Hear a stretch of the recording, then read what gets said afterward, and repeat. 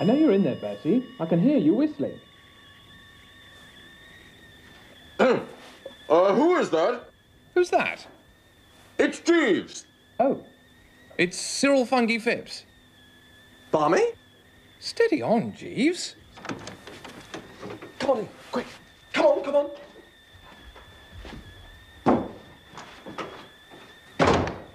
Most extraordinary thing. I was talking to your man Jeeves a second ago.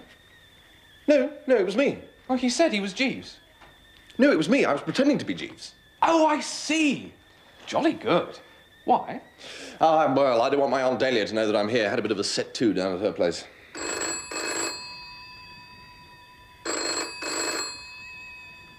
No, don't answer it. I wasn't going to. No, you see, she'll be regretting it now. She'll be begging me to come back and sort things out. No, answer it. Pretend to be Jeeves. How? Oh, just sort of say you're Jeeves. Right.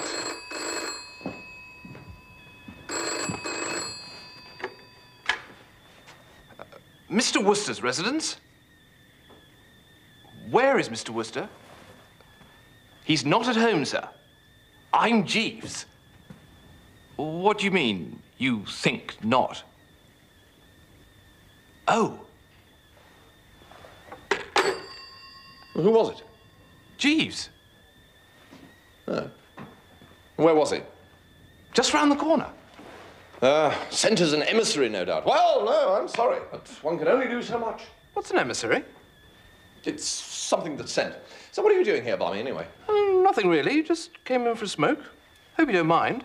No, smoke away, Barmy. Smoke away.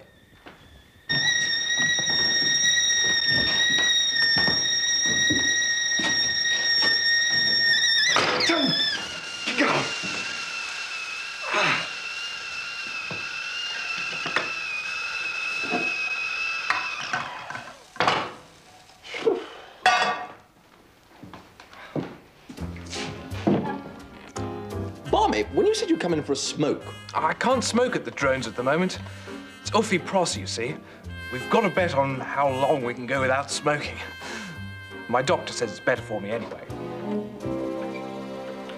Good morning, Mr. Funky Phipps. Morning, Jeeves. Mr. Wooster?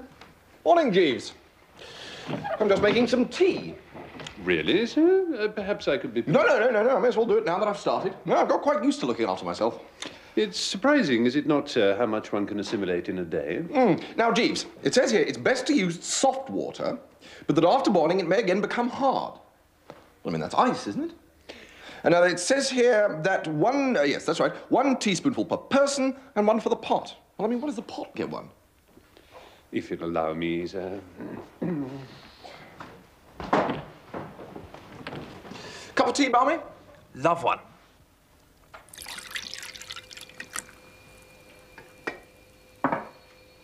All right, Jeeves, get on with it. Sir? It is obvious to the meanest intelligence, Jeeves, that you have been dispatched here by my esteemed Aunt Dahlia to plead with me to come back to Brinkley. Same old emotional quagmire down there, I suppose. Yes. Tuppy grinding his teeth, Angela aloof, Uncle Tom off his feed, Madeline off her head, and Finknottle trembling at the thought of this prize giving. Well, I'm sorry, Jeeves, but Mrs. Travers will just have to sort this whole thing out herself this time. Very good, sir. I was, in fact, sent to try to persuade Monsieur Anatole to return, sir. Anatole the cook, Jeeves? Yes, sir. What? Not to persuade me back to Brinkley to restore peace and harmony to the inhabitants? Mrs. Travers made no mention of it, sir. Well, of all the nerve, Jeeves. And this is what they call gratitude, is it? I really couldn't say, sir. Well, I don't think I'm going too far, Jeeves, when I say that this just about takes the giddy biscuit. Very good, sir. Well, I shall return to Brinkley instanter, Jeeves, and give the whole bunch of them a good talking to, starting with that idiot Tuppy. If you want to try the Turkish, they're in the silver box. Oh, right-o, Bertie. Toodle-pip. Cheerio.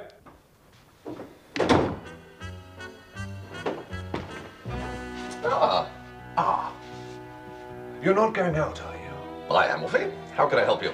Well, I wanted to have a smoke. Say no more, Wolfie. My house is your house. I've got this bet on with Barmy. No need to explain a thing. If you want to try the Turkish, they're in the silver box.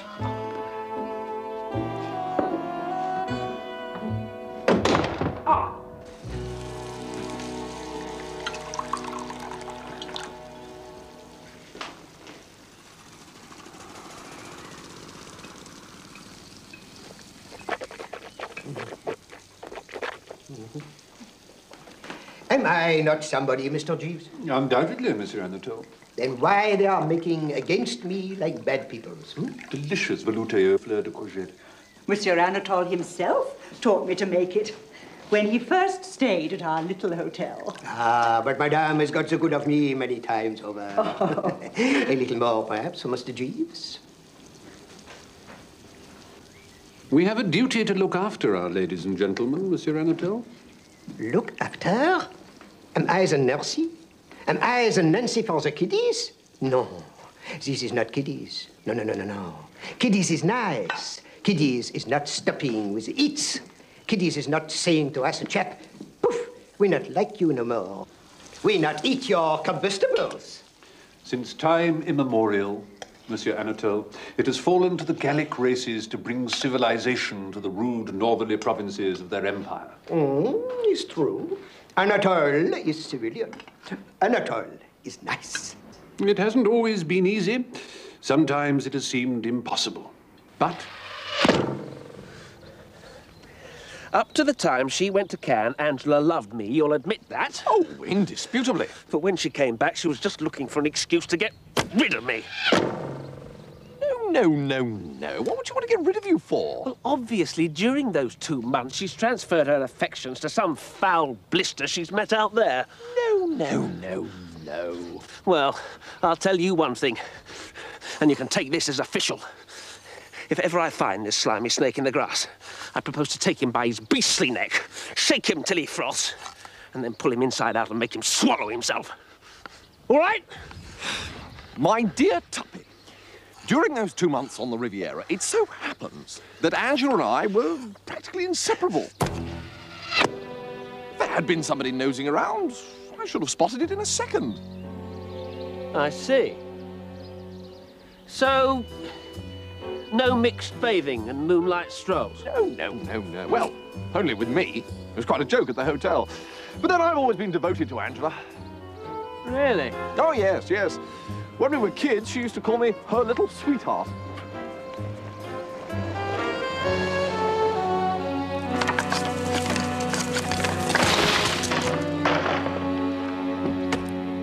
Ah, you're back. You're back. Welcome, welcome, Monsieur Anatole. We have no more stopping with the eating, I think, huh?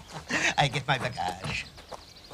Jeeves, I can never thank you sufficiently, never. You've saved my husband's digestion. What I want, Dahlia? I didn't know that your master was back, Jeeves. Has he no mercy?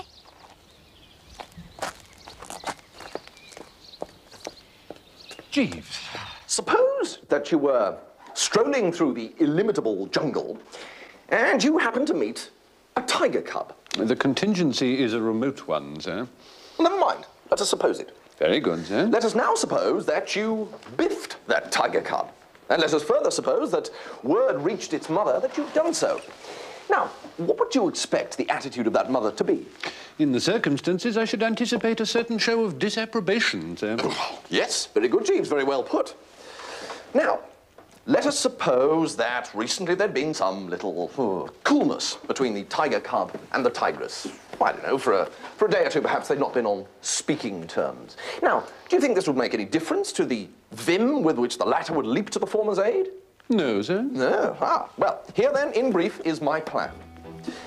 I will draw my cousin Angela to one side to a secluded spot, and I shall roast Tuppy properly. Roast, sir? Disparage, knock, decry, denounce. I shall be very terse about Tuppy, giving it as my opinion that in all the essentials, he is more akin to a warthog than an ex-member of a fine old school. And what will ensue? What indeed, sir? No, geez, no, that was one of those, what's it questions. Rhetorical, sir? Right, yes. Now, hearing him attacked, my cousin Angela's heart will become as sick as mud. The maternal tigress in her will awaken. And no matter what differences they may have had, she will remember only that he is the man she loves, and she will leap to his defense. And from there to falling into his arms is but a step. So, how do you react to that, Jeeves? The idea is an ingenious one, sir. Well, we Woosters are ingenious, noted for it. And if one thing gives us the pip, it's the sight of two loving hearts being estranged. I can readily appreciate it, sir. Now, I'm not speaking without knowledge of the form book, you know, on this one. I've tested this theory. Indeed, sir. Oh, yes. And it works. I was standing on Eden Rock in Antibes last month, and a girl I know slightly pointed to this fellow diving into the water and asked me if I didn't think that his legs were about the silliest-looking pair of props ever issued to a human being. Well, I agreed that indeed they were, and for perhaps a couple of minutes, I was extraordinarily witty and satirical about this bird's underpinnings. And guess what happened next? I am agog to learn, sir. A cyclone is what happened next, Jeeves, emanating from this girl. She started on my own legs, saying that they weren't much to write home about, and then she moved on to dissect my manners, morals, intellect, general physique, and method of eating asparagus. By the time she'd finished, the best that could be said about poor old Bertram was that, so far as was known, he hadn't actually burnt down an orphanage. The most illuminating stories, eh? No, Jeeves. You haven't had the payoff yet. Oh, I'm so sorry, sir. The structure of your tale deceived me for a moment into thinking that it was over. No. The point is that she was actually engaged to this fellow with the legs. They'd had some minor disagreement the night before, but there they were the following night, dining together, their differences made up, and the love light once more in their eyes. And I expect much the same results with my cousin Angela. I look forward to it with lively anticipation, sir.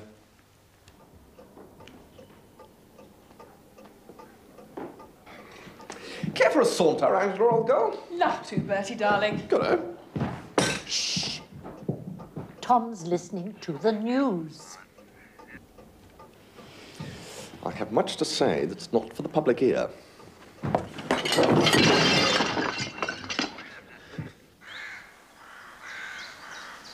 Bertie, darling, this grass is awfully wet. It'll ruin my shoes. Well, put your feet on my lap. All right. You could tickle my ankles. Right.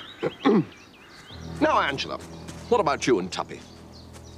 Is it true what I hear, that the wedding bells are not going to ring out? Yes. Definitely over, eh? Definitely. Well, if you want my opinion, it's a bit of goose for you, old girl. It's a mystery to me how you stood this gloss-up for so long. Is that an animal in the bush over there, Bertie? It sort of rustled. Yeah, it's probably a weasel or something. No, taken all in all, this gloss-up ranks very low down among the wines and spirits. Frightful oik. I always thought you were such friends. What, friend? No, absolutely not, no. One was civil, of course, but in addition to looking like one of those things that come out of hollow trees, he's universally acknowledged to be a dumb brick of the first water. No soul, no conversation, nothing. Yes. Yes, you're quite right. Eh? It's so nice to talk to someone who takes a sensible view about this gloss-up. Well, He's conceited and opinionated. He drinks too much, eats too much, and I don't much like the colour of his hair. I'm going in. Goodbye, Bertie. So! Ah, Tuppy, old chap. So! Been here long? Long enough. And in about 2 seconds, I'm going to kick your spine up through the top of your head. Yes. I think I know what's on your mind, Tuppy. If you were in those bushes during the conversation with the recent Angela... I was. You were, right, good. Yes, well, we won't go into the ethics of the thing. Eavesdropping, some people might call it, a bit un-English, Tuppy, I think you must admit. I'm Scots. Really? I didn't know that. I'm going to kick you. Now, look, Tuppy, it was a plan. What are you talking about? Well, if it wasn't a plan, why would I knock you to Angela? Because you're in love with her yourself. I rest my case. What? No! Someone stole her from me in Cannes. You told me yourself she was with you all the time and hardly spoke to anybody else. Now, Tuppy, look, you've got this all wrong, and I can prove it. Now, during that sojourn in Cannes, my affections were engaged elsewhere. What? My affections engaged elsewhere during that sojourn. Well, who was she? My dear Tuppy, does one bandy a woman's name? Oh, one does if one doesn't want one's bloody head pulled off. Right, well, yes. Well, obviously, this is a special case. Madeline Bassett. You're in love with that weird gourd helper's Bassett? Well, I don't think you should call her a weird gourd helper, Tuppy. Odd in some of her views, perhaps. One does not quite see eye to eye with her in the matter of stars and bunny rabbits, but not a weird God help us. And you stick to it that you're in love with her? It is not 24 hours since she turned me down. Turned you down? Like a bedspread, in this very garden. So you'll readily see that I can't be the chap, if any, who stole Angela from you in Cannes. Well, because your affections were engaged elsewhere? During that sojourn. Oh, I see. All right, then. Sorry to have troubled you.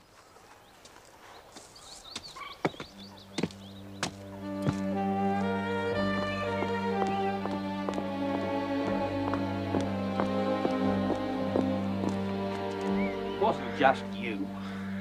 What about the things Angela said? Well, she obviously spotted you in those bushes and was just talking to score off you. She adores you, Tuppy. She worships the ground you tread on. Bertie, if you should see Mr. Glossop, perhaps you would give him these. It's nearly 6 o'clock and he hasn't eaten a morsel since tea. Oh, I know. I'll put them down here. They'll be easier for him to reach. It's like leaving food out for a little animal, isn't it?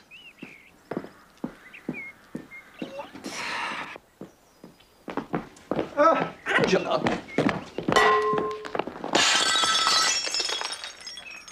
How still and peaceful everything is.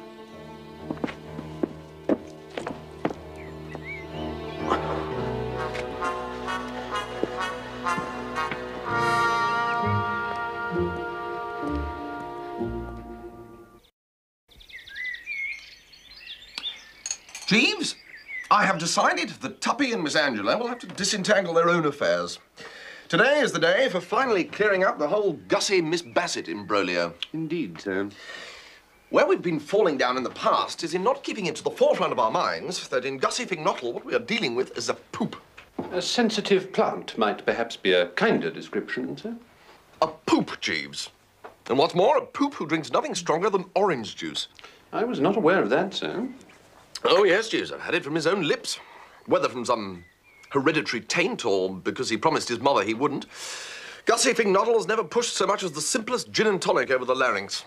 And he expects, this poop expects, Jeeves, under these conditions, to propose marriage to the girl he loves. Well, I mean, one hardly knows whether to smile or weep. What? You consider total abstinence to be a handicap in a gentleman wishing to make a proposal of marriage, sir? Oh, dash it, Jeeves, use your intelligence. Were it not for the juice of the grape and the grain, weddings would be a thing of the past. Proposals, but a dim memory. Without it, Jeeves, we babble.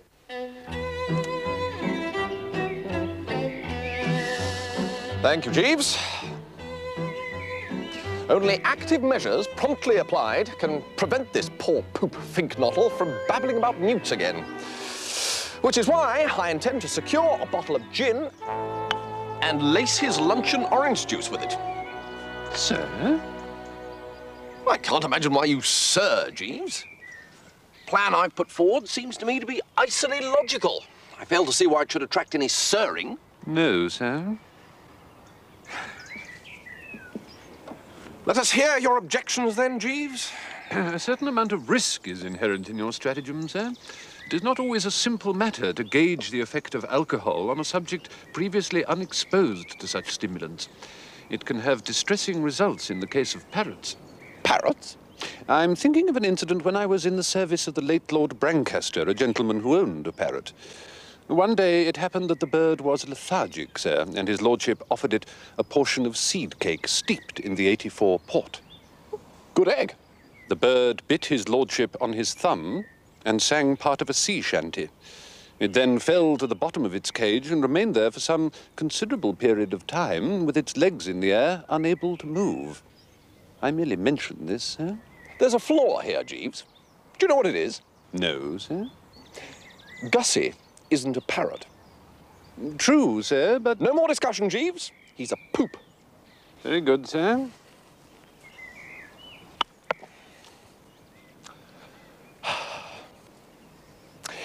You noticed I said I was going to put this project through today, Jeeves? Why do you think I said today? Because you feel that if it were done when 'tis done, then 'twere well it were done quickly, sir? Partly, Jeeves, yes, partly. But the chief reason is that today is the day of the prize giving at Market Snodsbury Grammar School. We shall, by lacing the juice, not only embolden him to propose to Miss Bassett, but also put him so into shape that he will hold that Market Snodsbury audience spellbound. I see, sir.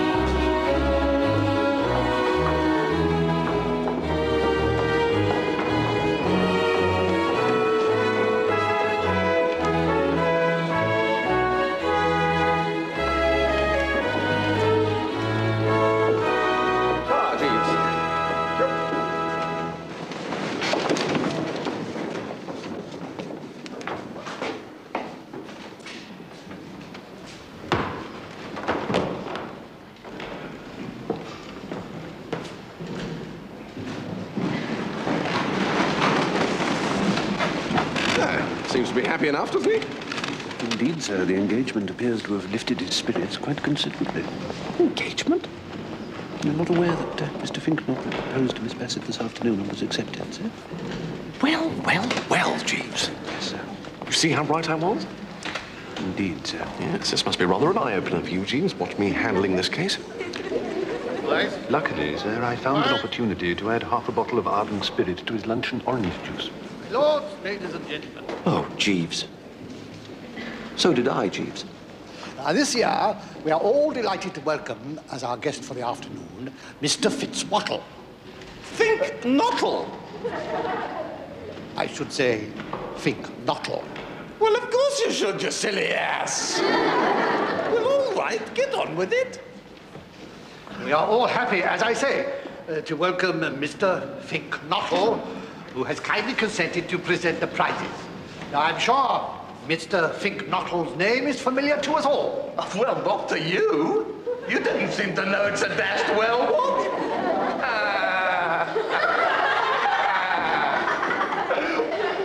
I know. Push off. Speech. Speech?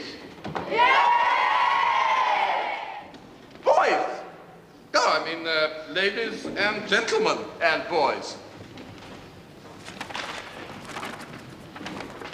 It's a beautiful world, boys and girls, ladies and gentlemen, lords and things. I mean, the sky is blue, the birds are singing, there's optimism everywhere. And why not, girls and ladies?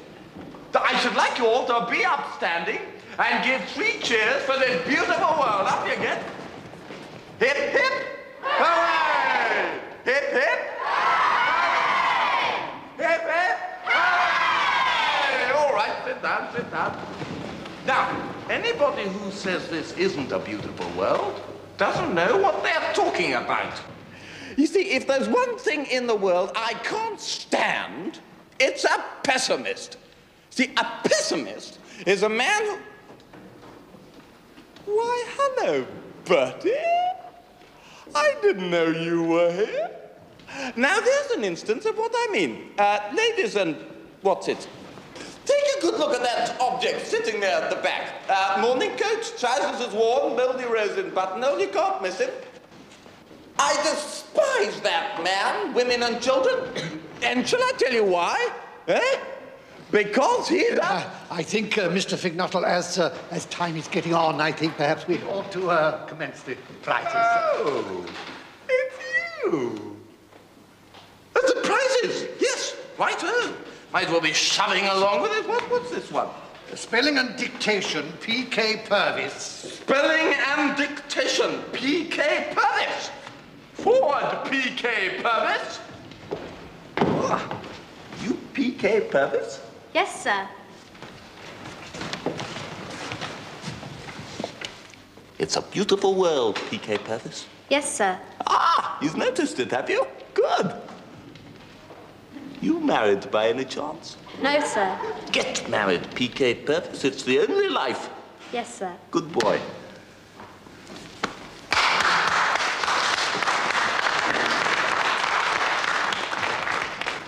Right, Headmaster, what's the next one?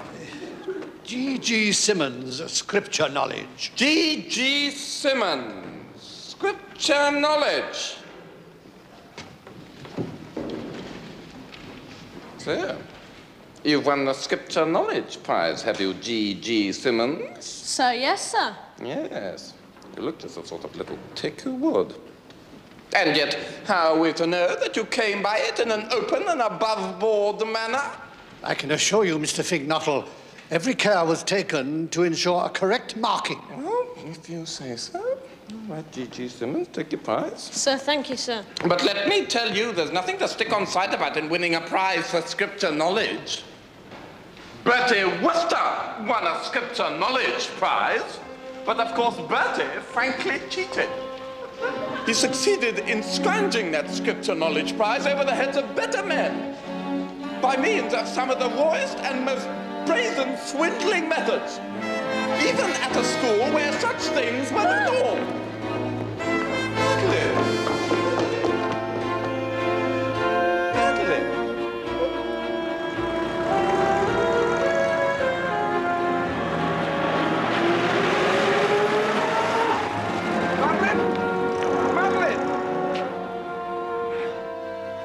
You will not be surprised to learn, Jeeves, that Madeline and Gussie are no longer engaged after the fiasco of the prize giving. Was there much more after I left?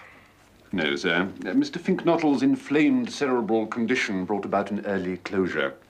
He returned to the theme of Master G.G. Simmons and his Scripture Knowledge Prize, hinting at systematic cheating on an impressive scale.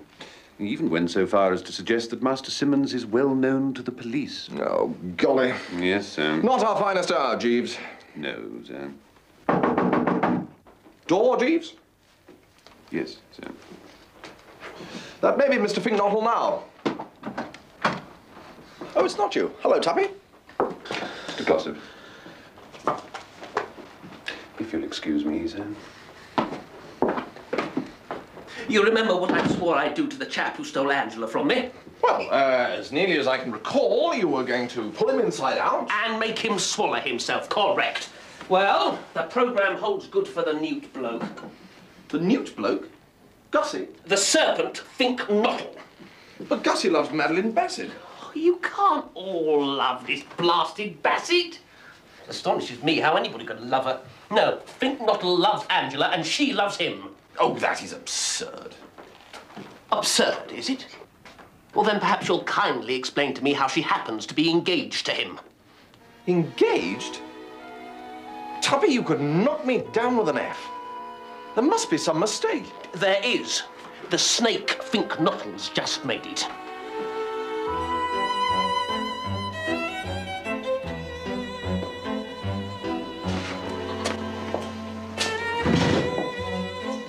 Ah, there you are. Where are all the staff tonight, you know? They've gone over to the staff dance at Kingham Manor.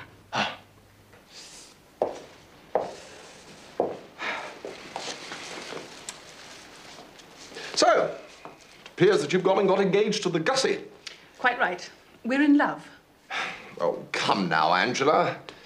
Gussie's a splendid chap in many ways. If you've got a sick newt on your hands, well, Gussie's just the fellow to tell you what to do until the doctor comes. But honestly, old thing, you could fling bricks by the half hour in England's most densely populated districts without hitting one girl willing to become Mrs. Finknottle without a general anaesthetic. Well, I thought it would be fun. Well, I'm surprised at you, young Angela.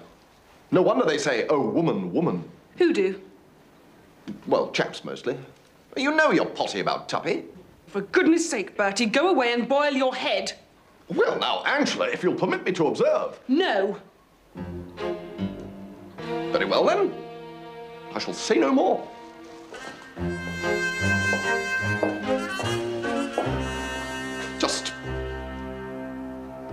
Titty tonk.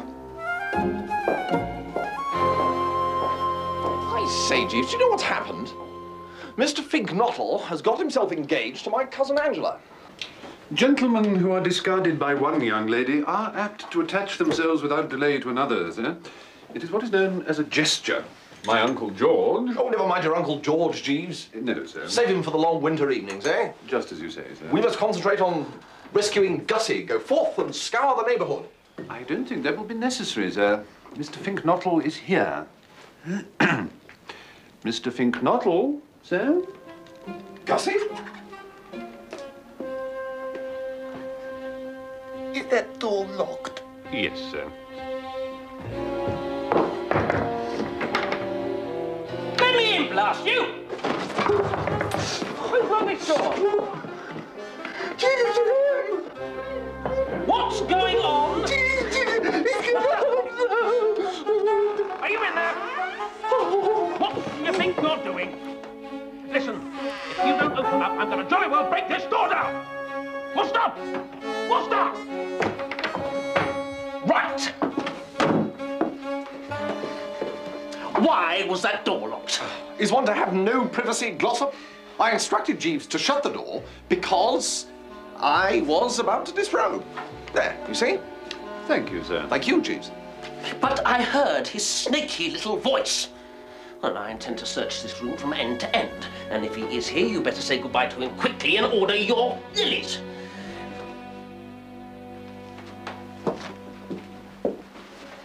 What's in this cupboard? Just clothes. The usual wardrobe of an English gentleman. You're lying. Ha. Ha. Ha.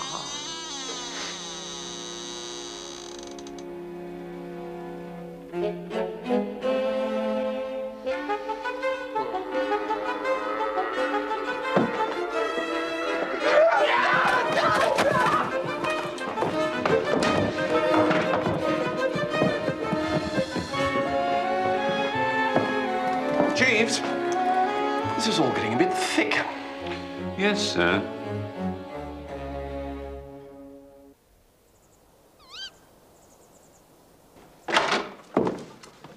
Ah, hello, Aunt Dahlia. Bertie, give me a drink. Anything, so long as it's strong. Approach Bertram along those lines, Aunt Dahlia, and you catch him at his best. Attila. That's the name, Attila the Hun. Eh? I've been trying to think all through dinner what it was you reminded me of. Oh, now look, after everything I've done... Angela tells me she's going to get engaged to this spink bottle. Well, temporarily, yes. So there it is. My only daughter, for whom I had dreamed of a wonderful golden future, is going to marry an inebriated newt fancier. Well, Aunt of my heart, yes, I can't but agree that things are not too oojar come spiff at the moment. Yes, Jeeves? A note for you, sir. From whom, Jeeves? From Miss Bassett, sir.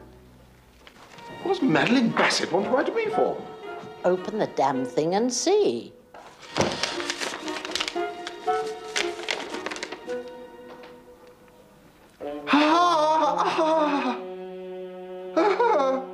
Will you stop that? You don't understand. Madeline Bassett says she's going to marry me. Well, I hope it keeps fine for both of you. I hope you won't take it amiss, sir, but I've been giving some attention to what might be called the amatory entanglements at Brinkley. It seems to me that drastic measures may be called for. Oh, drastic away, Jeeves. The prospect of being united for life with a woman who talks about little baby bunnies fills me with an unnamed dread.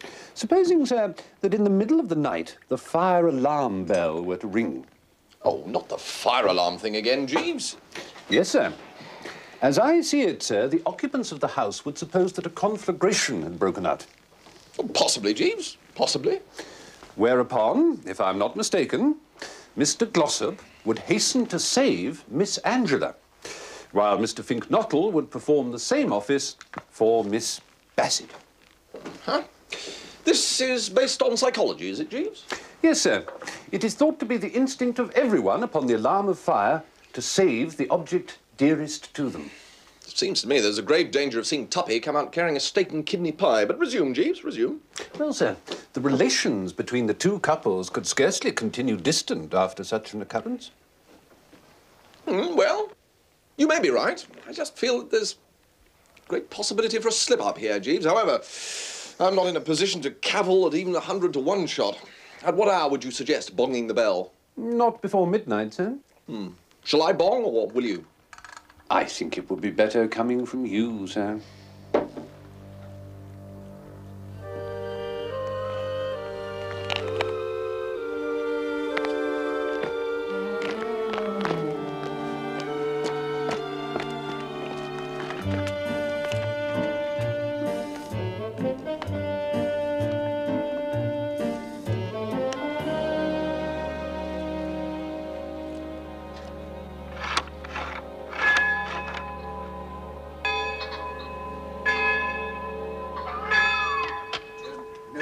I'm not bothered. Don't be silly. It's the fire. I could smell smoke.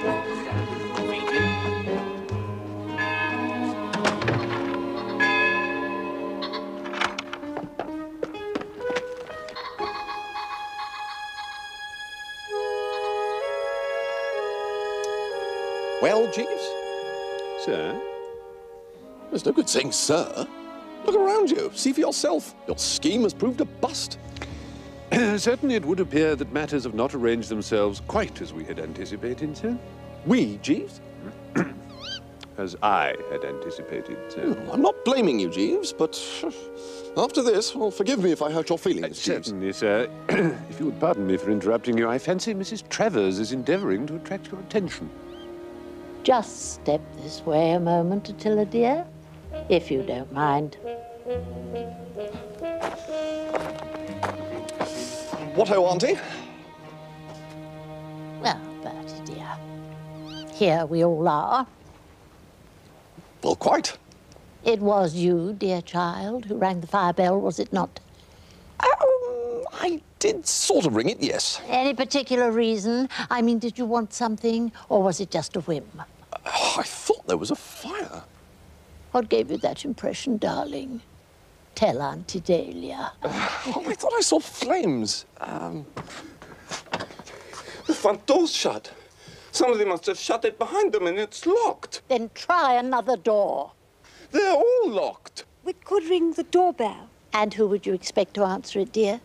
The servants have all gone to the dance at Kingham, and Mr. Seppings no doubt took the key of the back door with him. We can't stop out here all blasted night, blast it. If Seppings has taken the back door key, why doesn't one of us take one of the cars, drive over to Kingham and get it from him? That's the first sensible suggestion I've heard all day. It's locked. That's locked too. Well, that's absolutely wonderful. They're all locked. Did you cough, Jeeves? Yes, madam. Is it influenza, or have you got an idea? Well, forgive me, madam, but it did occur to me that perhaps one of the gentlemen might be disposed to bicycle to Kingham Manor and procure the back door key from Mr. Seppings. Jeeves, you are wonderful. Thank you, madam. Attila! Well, I haven't ridden for years. Well, you'll soon get the knack, once you've taken a toss or two. But it's miles to Kingham. 9 miles. And 9 miles back? And 9 miles back. But it's dark. What if I barge into something? I'll come a frightful cropper. Good. Very well, Aunt. So be it.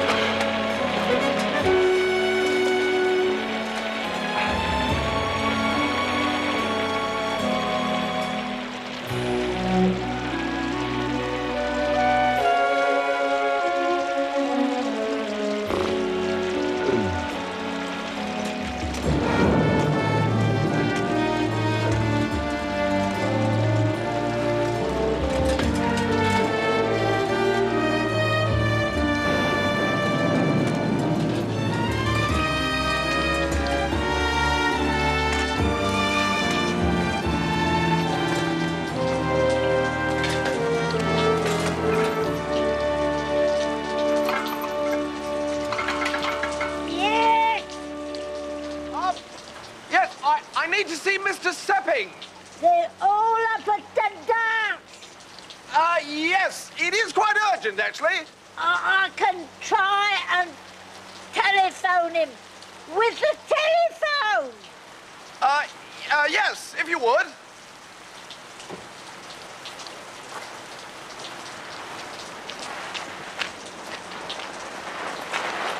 Why, Mr. Wooster, sir. Seppings, I need the key of the back door. Oh, well, Nessie's I left it with Mr. Jeeves. Jeeves? He said he wanted to walk in the garden before retiring for the night. He was going to leave it on the kitchen windowsill for me. Mr. Wooster?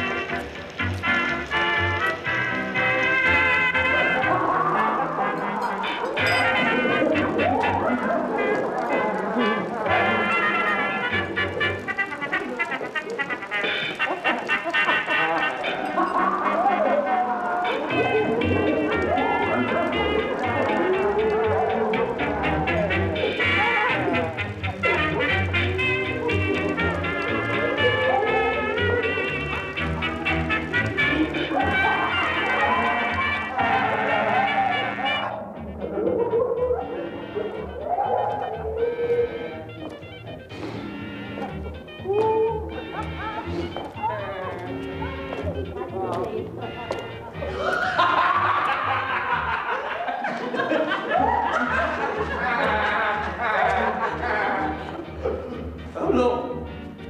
He's back.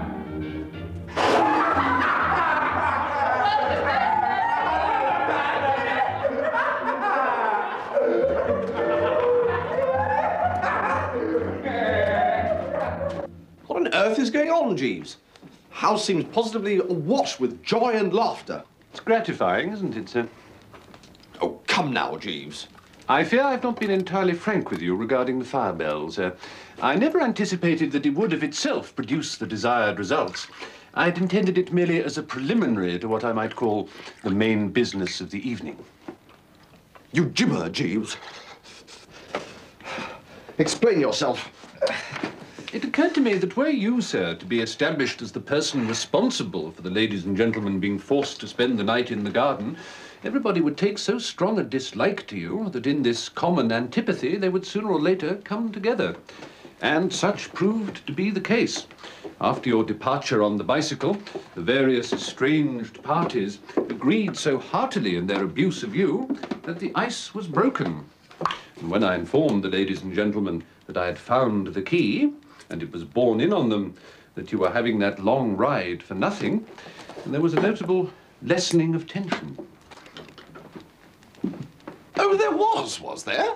Of course, the rain was a bonus. Of course. As soon as the storm began, their animosity vanished completely. Mr. Glossop and Miss Angela are once more betrothed, sir. Oh? And what about Miss Bassett? Do I still have to marry her? Oh, no, sir. Miss Bassett is once more safely affianced to Mr. Finknottle. Phew. Well, praise be, Jeeves. Indeed, sir. Although, if you'll forgive me for saying so, your methods are a little on the rough side. Well, sir, one cannot make an omelette without breaking eggs. I say, an omelette. Do you think you could get me one? Certainly, sir. Perhaps with a little half-bot or something? Undoubtedly, sir. Righto, Jeeves.